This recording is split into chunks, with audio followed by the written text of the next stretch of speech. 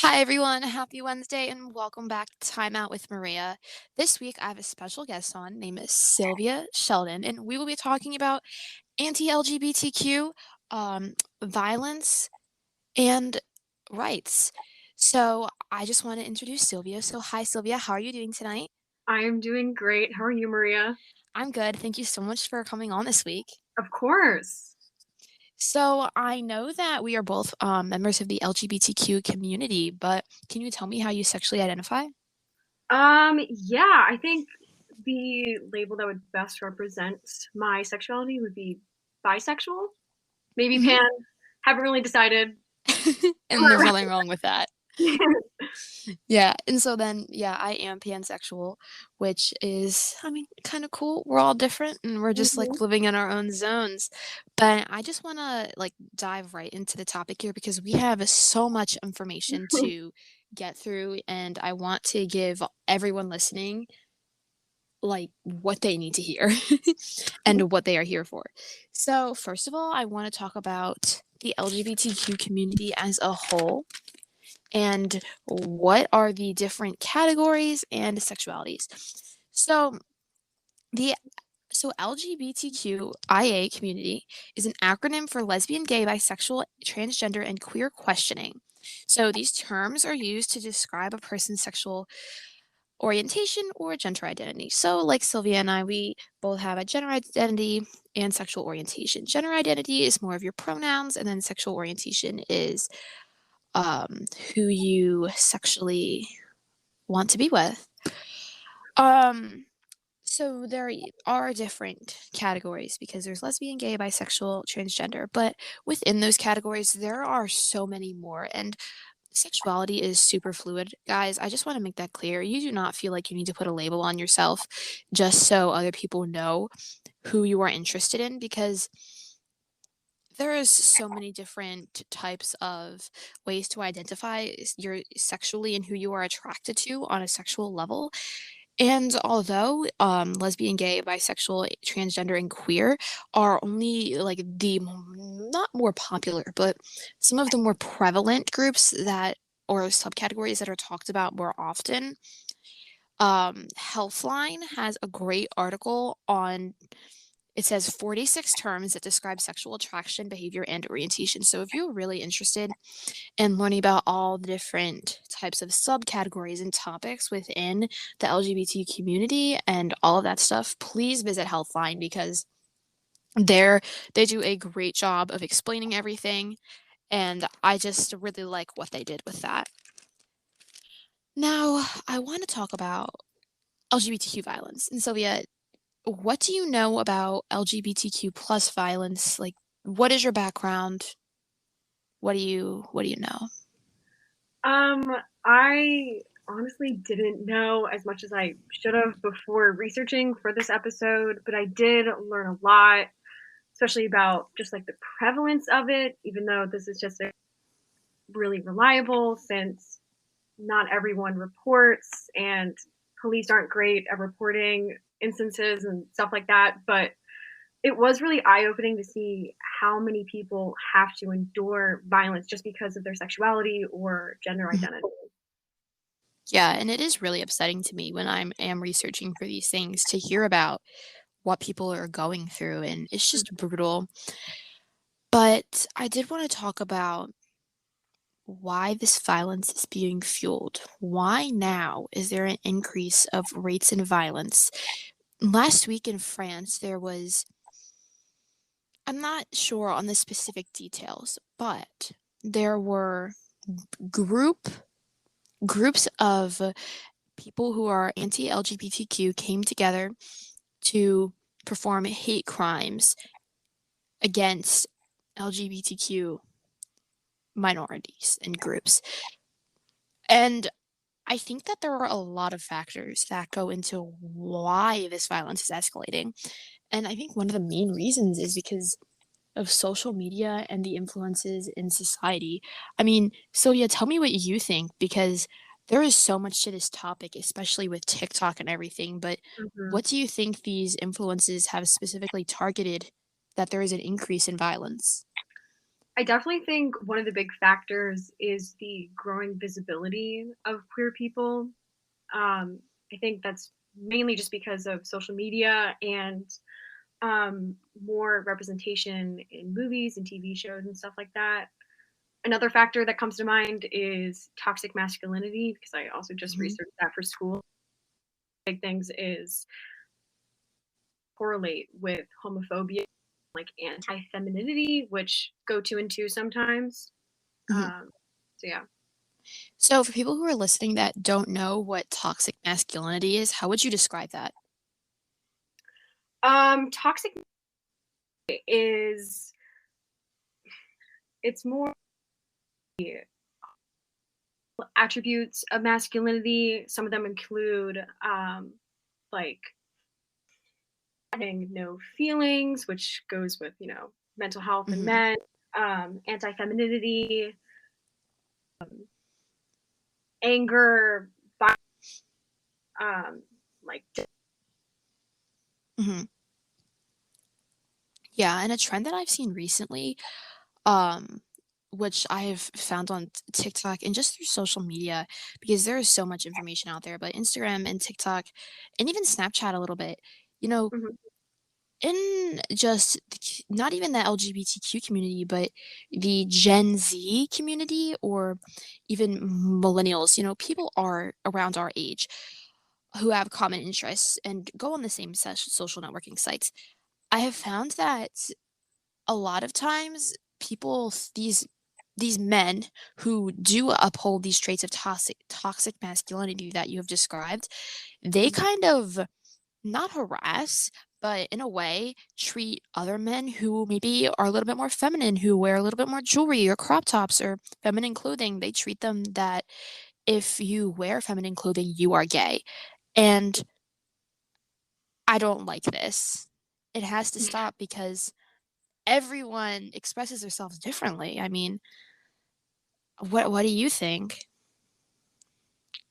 yeah. I mean, completely. And the thing that about it is that a lot of people will just play it off as a joke with, underlying um, opinion of like homophobia. Yeah, and I don't like that either because people a lot of times on social media can remain anonymous or they can be anonymous because you don't know who they are. They're behind a screen. Hmm. So this really frustrates me when random people will be commenting on, some of my friends' posts saying rude things like, oh, that outfit is so gay, or generalizing just because they're wearing something a little bit more feminine. Hmm. And I suppose that this kind of idea of femininity, being gay in men, is rooted from gay culture, LGBTQ culture, because typically portrayed in a lot of movies or films, even TV shows, like take Modern Family as an example. The two gay uncles, they're pretty feminine, you know? So I think that's why a lot of people generalize, and this generalization needs to stop because it's not going to make people, one, feel good about themselves, and two, people are starting to embrace who they really are and feel comfortable to kind of talk about and stop oppressing how they truly feel about their sexuality or how they want to dress or do their makeup. So those people on social media are just, I don't know a better word than not cool. I could probably come up with one, but I don't like it. And it definitely does escalate violence, even though those people on social media aren't doing violent actions towards the people of the LGBTQ plus community. It kind of fuels the fire because it makes other people think that it's okay to treat those people like that. Hmm. So I That's a did great want way to put it. yeah. Oh my gosh, no worries. If you had like anything to add, please let me know. Okay. So I did want to move a little bit into what LGBTQIA policies look like all over the world. So obviously we live in the United States, and the United States, although we have our issues, I think that we are we are we have a good life. You know, although not all people are accepting, and some families do not accept their children for being part of the LGBTQ plus community, for the most part, there are accepting people and there are um, groups that help these people, which is Mhm. really cool. And in organizations, and I know that they do not have a lot of these in other countries. So I'd say that we are fortunate here in the United States from what we've been given. And although even with everything that happened with George Floyd and the Black Lives Matter movement, the American people want justice, not just racial justice, but justice for people of the LGBTQ community as well. And I think that, obviously free speech is a big thing here, but in some other countries it isn't as much. So it's important to remember that living in the United States, we are fortunate. And in other places, such as the Middle East, they even have a death penalty or imprisonment for just loving who you love. Mhm. It's just messed up. I think it's I think it might be 69 countries that have some kind of criminalization for LGBTQ plus people. Okay, wow. Is that in the where are those countries situated? Do you know?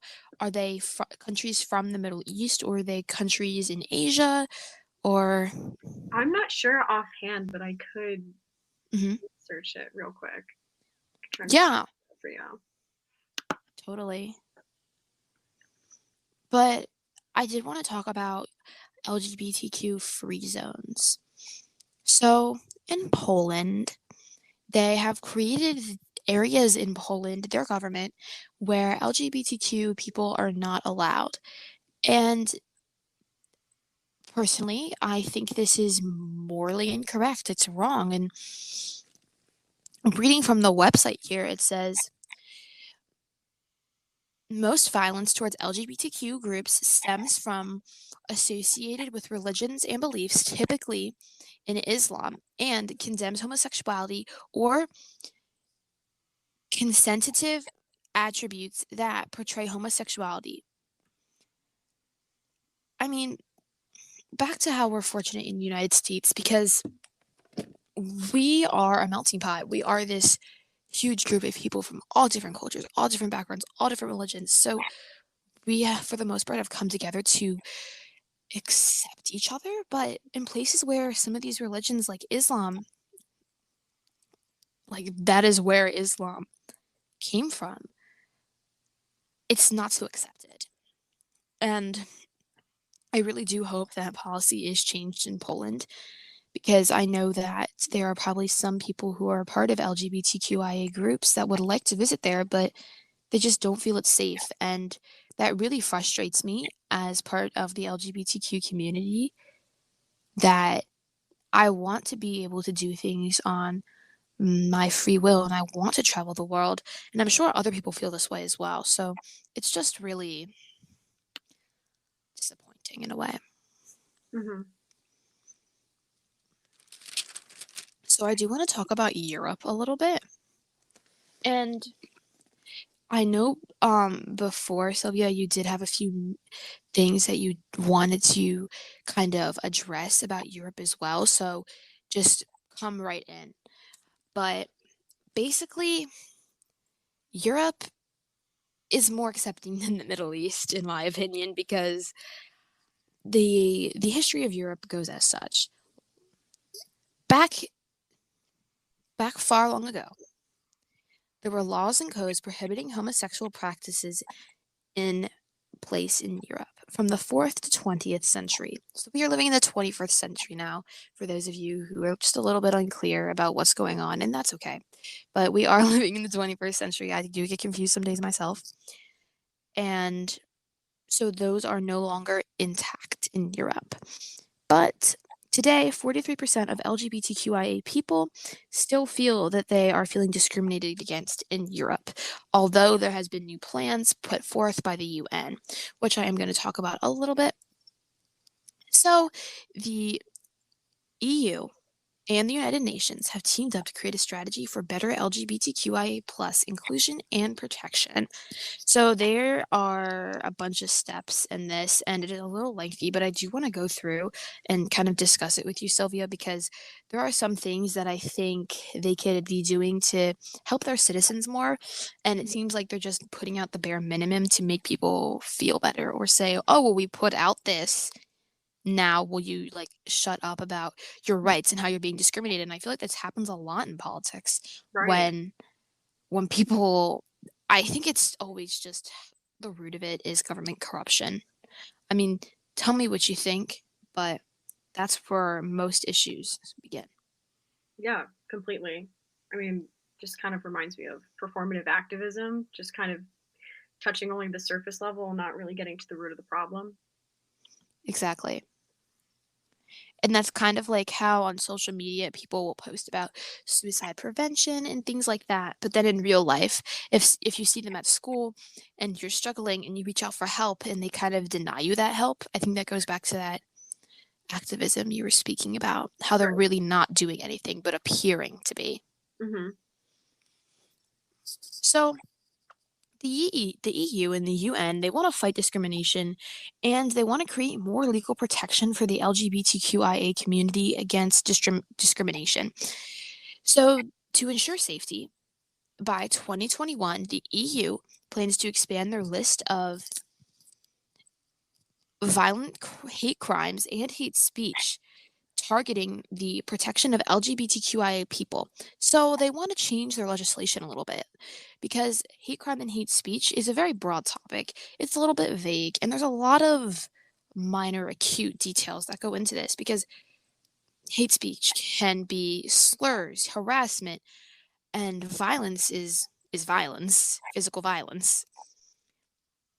So I'm interested to know exactly what they're going to do because it is 2021 and I did not see an update on this. So if we do have another segment where we talk about what is going on in the EU, I would be interested to kind of dig deeper and see so what is the situation? Are they actually enforcing this?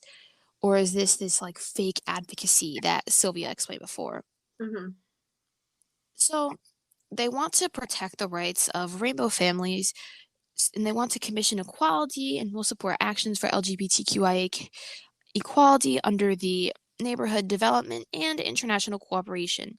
So this means that when traveling within the EU, rainbow families or families that have members of the LGBTQ plus community will be protected and they can't be discriminated against. So this is kind of protecting them when they travel so they can feel more comfortable. And I did touch on that a little bit before with the traveling about how they have those LGBTQ free zones in Poland. So I think that it is good that they are at least talking about putting some new legislation into play, but if they don't actually put this legislation into play, I will be interested to see how people react. Mhm. Did you have anything to add about Europe? Um, no, I was just kind of wondering if you could go more in depth um, with the LGBTQ free zones in Poland. Like, what exactly does that mean? So, the LGBTQ free zones are regions of Poland where people that are part of the LGBTQ community are not welcome. The government of Poland does not want them there, and by stating that they are LGBTQ free zones, it kind of gives citizens not, I don't want to say a right, but it gives them a reason to discriminate or use hate crime against these people because they are technically not supposed to be in these regions or are not welcome there. Mhm. If that makes sense. Mhm. Do you know what the justification for? I'm not exactly sure. To be honest, researching this was very difficult. There is not a lot of information on the internet, and you really have to dig deep to find some of this stuff Mhm. because it's just not written about it as much as I would like it to be. But I'm tried really hard to just find as much as I could, and I know it's regions in the West and the North and the South. So if you're picturing Poland in your head, the middle of Poland is a LGBTQ safe zone per se, where they are welcome, opposed to these other zones. Mhm. So I hope that answered your question. Yeah, thanks. Yeah, of course. And It's I crazy though. I mean, I've just like never heard of anything like that. Are there any other countries that have similar like boundaries? so Israel does, and I'm going to get into that right now because I was just about to segue into the Middle East, Cool. which I talked about with Omar last week. And as we all know, the Middle East is, well, there's only one way to describe it, which is complicated, messy, corrupt, the Middle East. Um, but basically, the Middle East is home to Islamic religions. So, as we talked about before, in Islam, people who are homosexual are condemned to hell, supposedly, which is similar to Christianity or Catholic religions. I just think that is a little bit more intense. I'm not exactly sure though. My religion is not Islam. I do not affiliate with a religion, so I cannot exactly speak on that. I can just speak on what I have researched. But so in the past, homosexual law has been recorded in Leviticus, which is the third book of the Torah, and the Torah is in the Jewish religion.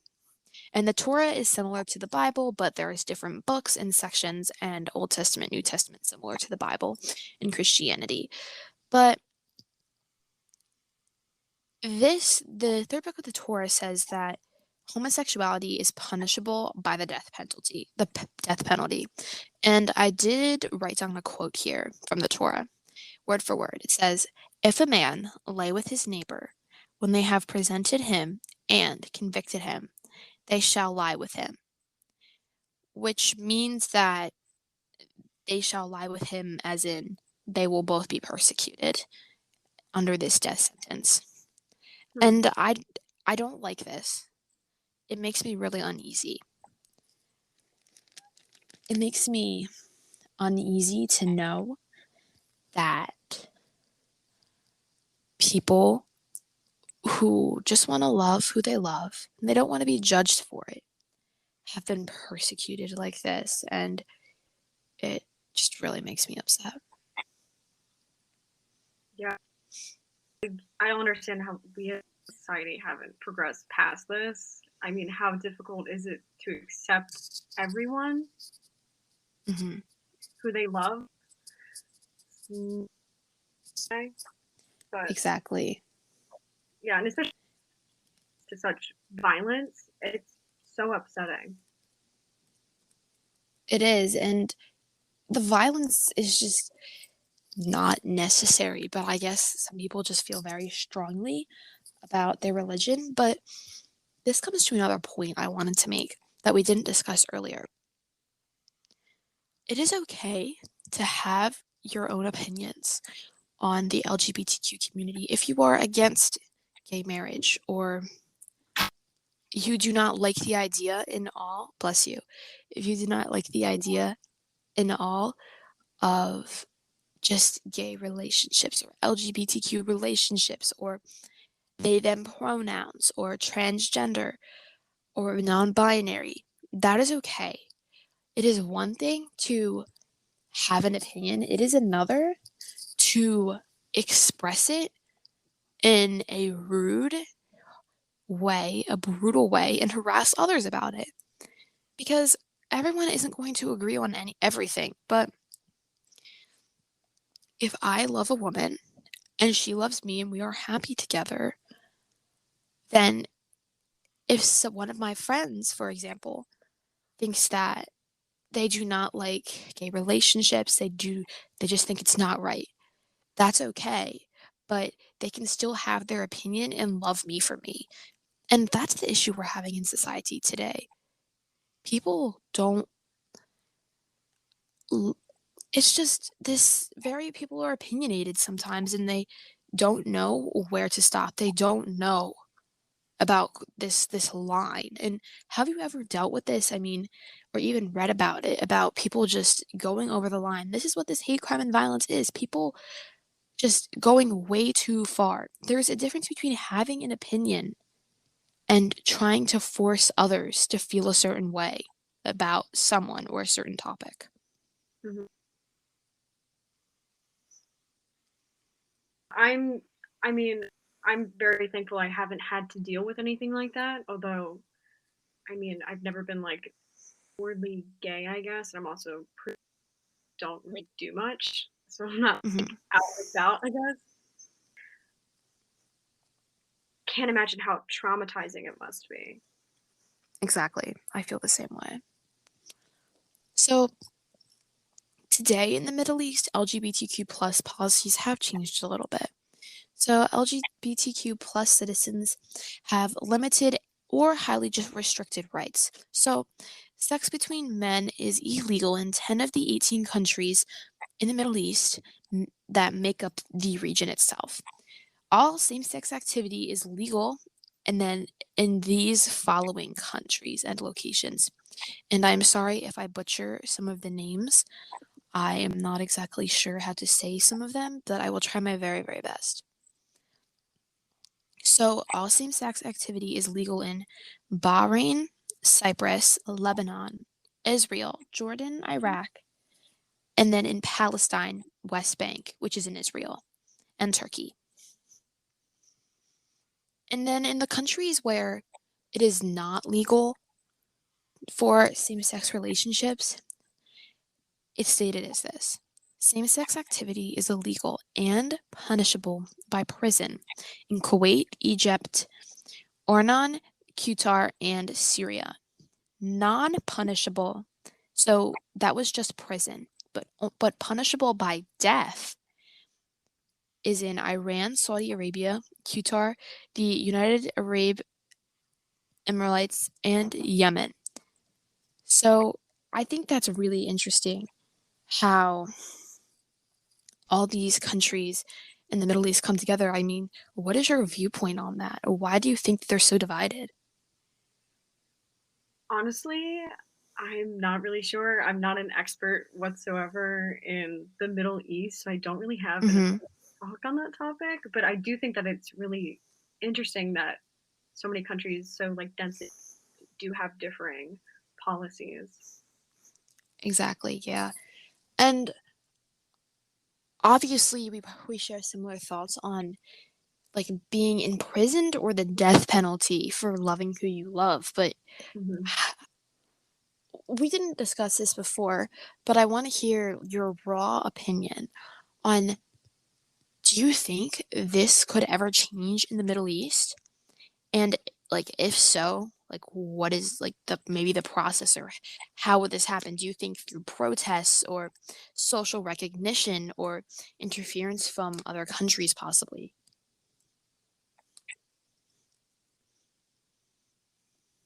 I mean, once again, I have no idea. I don't really understand, or I'm not knowledgeable about, like, their culture and everything, but Yeah.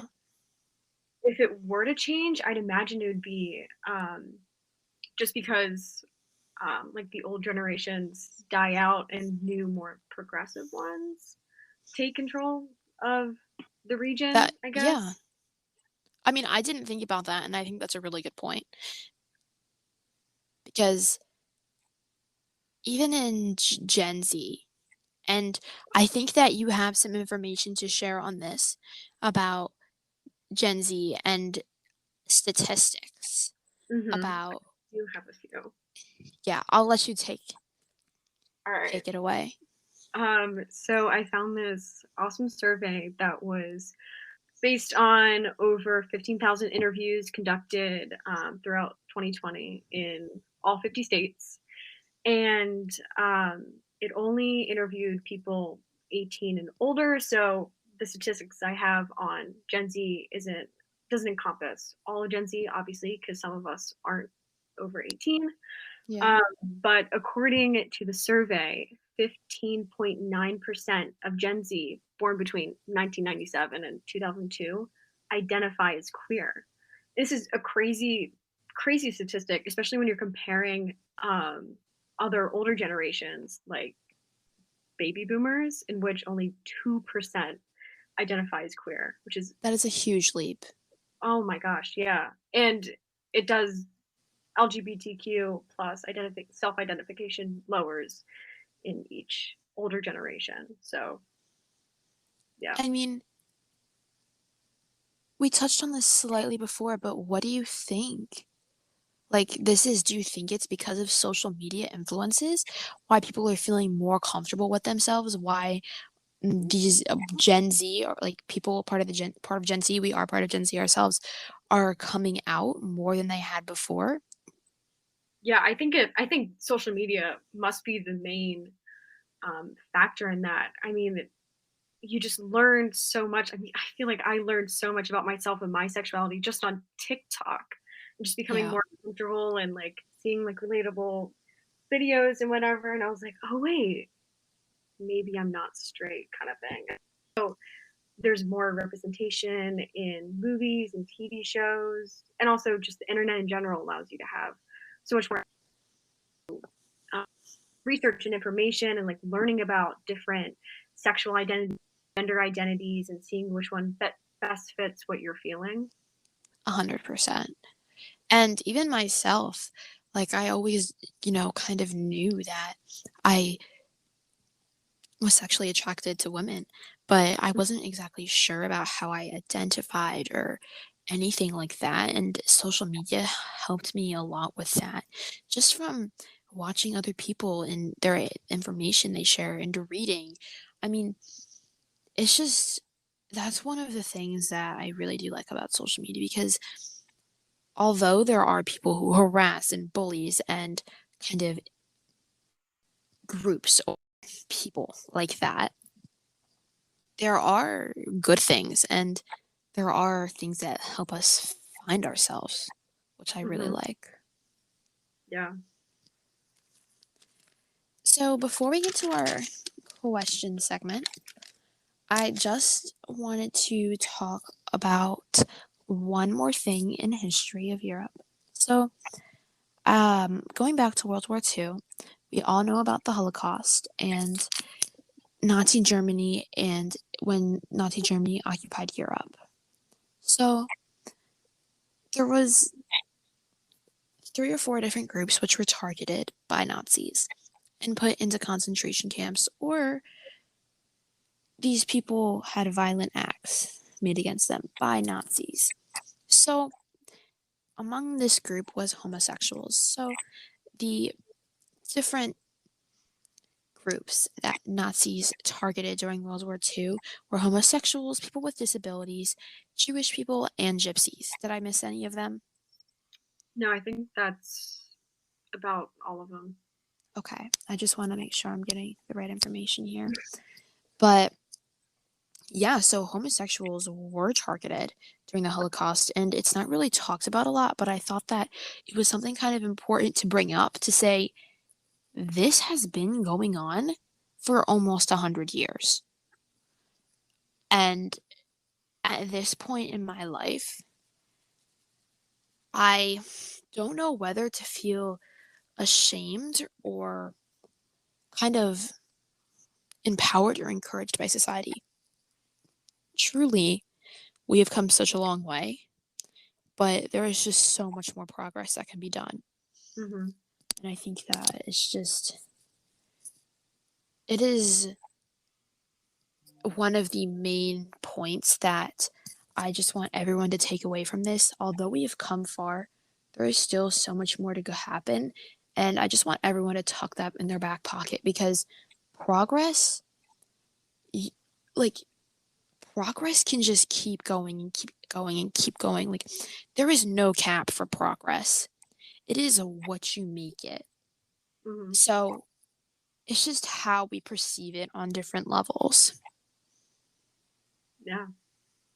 I think putting this in a historical like in a historical perspective is really important. I mean, the fact that gay marriage was just legalized in the US just like a few years ago is Mhm.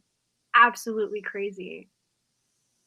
And I mean, obviously we do have a lot more things to do and change in this country. 100%, yeah. Absolutely. And, I'm disappointed and proud at the same time of where we are today because I do have relatives in my family who couldn't get married until this was legalized, or even just friends. Um, and I now spending time with those people, I realize how important it is to them that they feel accepted in society. And although we still have progress to make, this is a huge step. And I don't know if you know the song Same Love by Macklemore and Ryan Lewis. It's from the early 2000s, but it has such a good message. After you're done listening to this podcast, please go listen to that song. It makes me tear up every single time. I get goosebumps Oh, every single time. And even as like a little kid, I remember when that song first came out and I was like just listening to it in the car with my mom and I just loved it. I just felt some connection and until I really, figured out like my sexuality and obviously we're all still on a path with our sexuality and how we feel about others and everything is always changing. Nothing is stagnant. But I just felt a real connection to this song and until a few years ago I didn't realize why I felt this strong connection. It was because I was part of the LGBTQ community. So if you are part of the LGBTQ community, please give it a listen. You probably have listened to it before, but it's just such a beautiful message. And even if you aren't part of the LGBTQ community, still listen to it. It's great. I love it. It's just really beautiful. um, I mean, do you know the song I'm talking about, Sylvia? honestly, no. I mean, maybe I'd recognize it if I heard it, Hmm. but no, Yeah, it's no. all right. Well, then you'll have to listen to it too. Well, Sam Love by Malcolm Moore and Ryan Lewis. So I did want to jump into our questions. Did you want to get us rolling with those? I don't have them written down. Hold on.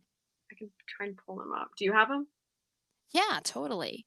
So I was gonna say, so our first question, which we got through our Instagram, which I'm so happy because I'm always like super scared to use the like all the different tools on Instagram where you can ask a question and people can submit stuff because although I am Gen Z and we are the age of technology, I am not all that tech savvy. So it was definitely it was a wild ride for me. And I had to ask Nico, who is kind of like the coordinator and founder of the Young Voters. And I was like, yo, so yeah, like I need help. That was definitely interesting. But our first question here is someone asked, and everyone's remaining anonymous here, but someone asked, what are our thoughts on trans children receiving transitional health care? Do you want me to start us off? Yeah, sure. Um, they totally should be able.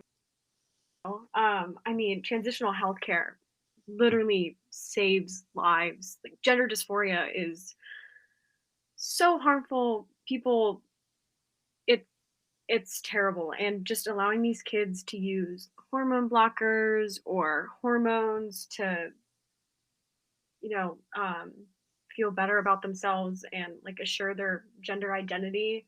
Hmm. I think it's so important. I do agree that sex change surgeries though should not done on kids though until they're at least 18, just because those are generally irreversible, whereas um, just like hormones and hormone blockers are so, or they're Yeah. reversible. So And I agree with you there. I think that there should be some sort of universal health care in a way oh yeah. where with these hormones being accessible to anyone, no matter your sexual orientation, your pronouns, however you identify, every human being sh- should get healthcare. And there's no reason why they shouldn't. Hmm. Because we all are just people in the end and we all need help and medicine and things like that. I mean, even if we don't have a sickness like diabetes or something, or everyone needs healthcare. We all go for our checkups, things like that. So that's really important to me Yeah. because I'm just like super big on basic human rights.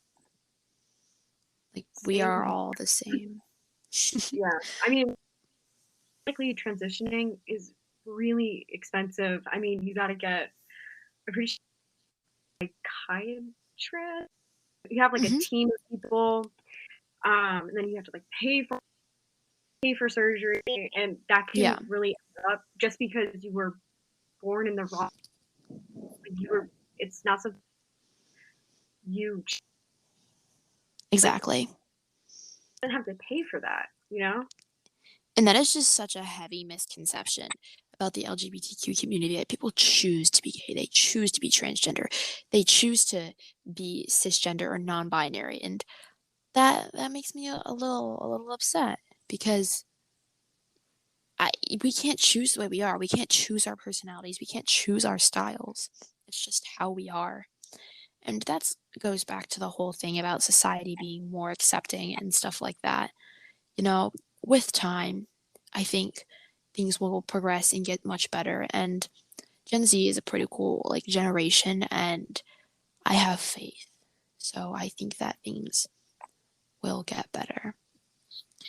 So definitely yes. And restrictions on surgeries such as top surgery, things like that, I think yes, have an age limit 18 because we're still growing in our teenage years and our adolescence. We're still finding ourselves. We don't know exactly who we are. And Hmm. it's just, to give ourselves time to be very sure to know this is who I am. And even Right. with hormones, we can use hormones to influence our body to start to transition into the gender that someone identifies with, that they feel that they are. And no one should be told, no, you can't have this, or you cannot afford this, because it's just absurd. Right. So, we talked about this a little bit before, but has LGBTQ discrimination been on an increase or decrease? Okay. So this one was actually really hard to research because Um, only, I mean, the US hasn't been keeping track of hate crime statistics Hmm. uh, for very long. It was only in 1990 when Congress passed the Hate Crime Statistics Act with the Attorney General to start collecting data. And then he passed it off to the director of the FBI, which assigned the task to the Uniform Crime Reporting Program. So the publication, the Hate Crime Statistics, which is where I found my statistics, was created only in 1992, and then the oldest available hate crime statistics data was from 1996. Oh my Um, gosh. so you can't really make comparisons to like, let's say, like the 1960s to now, Hmm. uh, which is kind of annoys me because I'm really curious. But by the way, in 1996, 8.6% on sexual orientation in comparison to, hold on, in 2020, hate crimes based on sexual orientation represented 16.7% of hate crimes. So Really good. that's practically double. Hmm. However, the thing is with these statistics, you don't know if they're actually accurate because not good. Police are actually not great at reporting uh, Mhm. these instances. So, I mean, So it could be higher or lower than they have there. likely higher, but yeah. Mhm. Okay. Yeah. And I think that has to just go it goes back to this whole social media lifestyle thing and how people are just feel themselves more, and the statistics from earlier that you stated about how many people over 18 that are part of Gen Z who identified as queer. I don't remember the number you said, It was but 15.9%. yeah, 15% that identified as queer. That is a huge jump. And Mhm, I mean, we're going to see a bigger spike in discrimination because more people are coming out as queer and they're feeling themselves, which is good. Like, we should feel comfortable in our own skin. But it definitely is a huge factor of this fuel of discrimination. mhm. So, coming to our last question here, how can members of the LGBT plus community prevent themselves from attack? Do you want to Do start off? I mean, I think you should because you had more to say when we discussed earlier. Okay, no worries. So this is a tough one as well. The questions that were sent in were like honestly really good and thought provoking, and they made me go, I really don't know about that. Let me research. And I've spent about 5 hours this week researching and taking notes for this because I want my information to be as valid as possible. I want the audience listening to this to feel comfortable with what we're discussing because it's really important to me, people's Mhm, comfort levels. So, to answer the question, it depends on the situation. So, some examples. If someone who's part of the LGBTQ community is traveling somewhere they know is not safe for them or is not welcoming of LGBTQ members, what can they do? So, for this, I say always travel in groups. And if you know you're going to be somewhere where people part of the queers are not accepted, and if you know you're going to be there, I would definitely make sure you have pepper spray. Always travel in groups because if there is someone who is trying to attack you, you're with other people. They can they can make this perpetrator go away. They can scare them off. And I know you do have some tactics for kind of scaring off the perpetrator that we'll get into after I'm done my little spiel here. But traveling in packs, I cannot stress the importance because if you are alone, there is no one to protect you but yourself and your little can of pepper spray. mhm. The pepper spray could malfunction. There is just so many ifs, which is why, like, this is a serious topic, but just traveling in groups is really important. And even if you're maybe like into karate or something or self-defense, if you've taken self-defense classes, that could totally be helpful in this situation. Mhm. Um, I I think also one of my ideas that I stated before was if you're going somewhere, and it was not a valid idea at all, but I did want to share it because I think that some people may similarly be thinking the same thing because I mean, I think it would be a pretty common idea or misconception sort of in this situation, that people could project themselves as less queer or not dress queer.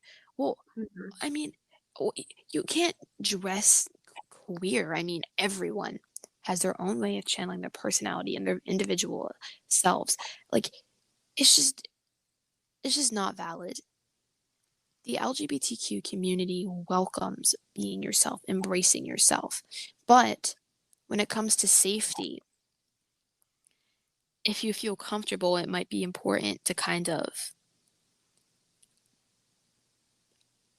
not portray yourself in a different way at all, but find different ways to protect yourself. And obviously, every situation is going to be different. But Mhm. I just wanted to put that out there because I was talking to one of my other friends in the Young Voters, and they did say that they had this idea too. And I said, well, that would be a violation of what the LGBTQ community stands for. And Right. although I did think of that as well, it's not valid.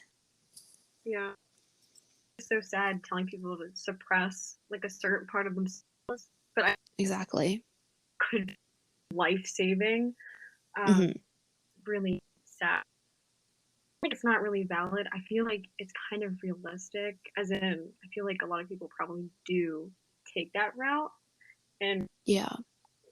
how not to say, but like limit PDA with like a partner or like try not to Yeah. have like pride. I don't even know. I feel like that's what people would realistically do, right? Yeah. And if it's between life and death, I think that obviously it's going to depend on the person, how they react, and back to the whole situational thing. But it's kind of what that subject, what that person feels is right to do in the moment. And, we're all going to make choices that are not the same as each other, and that depends on our personality and our comfort levels. But we're all gonna, react in different ways. And if one of the ways of defending yourself from hate crime or harassment is kind of tucking away who you really are, then if that subject thinks that it could save their life or prevent them from being harassed, then they would go for it.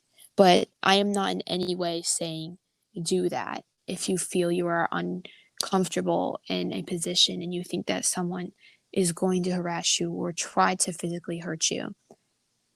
Some people may, some people might, but I'm not encouraging it if that's something you do not feel comfortable with. Mhm. So that's all we had for today's segment. Did you have anything else to add, Sylvia? I mean, I wasn't sure if I should go into like what you should do if you witness a hate crime. Yes, Like please. kind of related to the last question, not really, because it's not like what you personally do, but it's what like a bystander would do. Yeah. But anyways, I thought it was really interesting because I've just honestly never read anything about it. Um, but okay, so if you are witnessing a hate crime, the biggest thing to remember is you gotta be really observational, and if it's possible, photos and videos. If not, you just gotta pay a lot of attention to all the details, maybe even write them down. It's important to like try and provide a description that could help police identify the perpetrators, and also you should listen to what's being said because those could be like key details.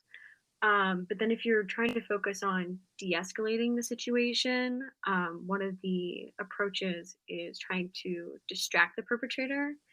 And one of the interesting methods I read was spilling coffee on them. So that's just like an example. To do is to call 911 or get like another authority figure involved, like a security guard or something. And then if safe and like if you feel comfortable and feel it's necessary, you can try and physically intervene. And then afterwards, definitely go to the police, tell them that you were a witness because what you saw and heard could be really important to a police investigation. I think that's some really good information, and that could totally be helpful Hmm. for someone, a bystander, especially who comes in a situation with a victim and a perpetrator, and they do have the option of intervening and doing something. So thank you a lot for that. Yeah. All right, so this is the end of our episode. I just wanted to thank you so much, Sylvia, for coming on. I think that we covered so much ground here, and Hmm. I'm really happy with all the information presented. Same. Are you gonna potentially do other related episodes about queer issues? Yeah, I think totally. I'm not exactly sure the subtopics yet, so if anyone that does follow the Young Voters on Instagram, which I hope you do, but I think that over the weekend or even late this week, I'm going to make a poll or even just like a questionnaire where people can kind of submit ideas for subtopics or things that they would want to hear more about or become more educated on because I have some ideas myself, but I do want to hear what other people would like to listen to because that's important to me. Like, because I could talk about something that I'm passionate about all day and something that I think is intriguing. But if viewers do not think that is like beneficial to them, then I wouldn't want to share that information. Right. All right. Well, thank you so much again for coming on. It was really a pleasure talking to you and great having a female guest on here because I think just we need to team up with, female feminine power at this like point in time with everything that's going on in the Totally. world. Yeah. All Thank you for right. having me. Of course, my pleasure. Well, have a great night. Thank you. Bye.